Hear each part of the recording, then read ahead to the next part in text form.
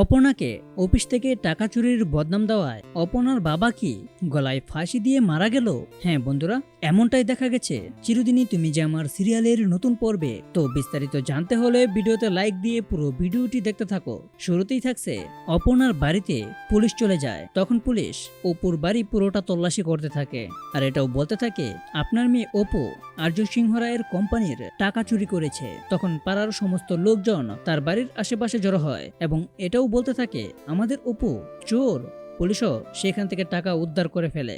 আর ঠিক তখনই অপর্ণার বাবা সতীনাথ বাবু নিজেকে আর কন্ট্রোল করতে না পেরে সে অনেক কান্নাকাটি করতে করতে ফ্যানের সঙ্গে একটা কিছু বেঁধে তার গলায় বেঁধে নেয় এবং যেই চেয়ারে দাঁড়িয়েছিল সেই চেয়ারটাও পা দিয়ে লাথি মেরে ফেলে দেয়। আর অপর্ণা এসে জানলা দিয়ে দেখতে পায় তার বাবা ফাঁসিতে ঝোলার চেষ্টা করতেছে।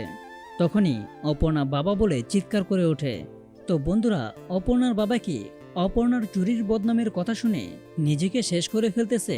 সে কি মারা যাবে, নাকি অপর্ণা নির্দোষ প্রমাণিত হবে এবং অপর্ণার বাবাকেও বাঁচিয়ে তুলবে এবং আর্য সিংহ রায়ও সবকিছু বুঝতে পেরে অপর্ণাকে ভালোবাসার কথাগুলোও বলে দেবে? তো বন্ধুরা, এই নিয়ে তোমাদের মূল্যবান মতামত কমেন্টে লিখে যাও। আর এরকম নিত্য নতুন সিরিয়ালের আপডেট পেতে এখনই চ্যানেলটা সাবস্ক্রাইব করো।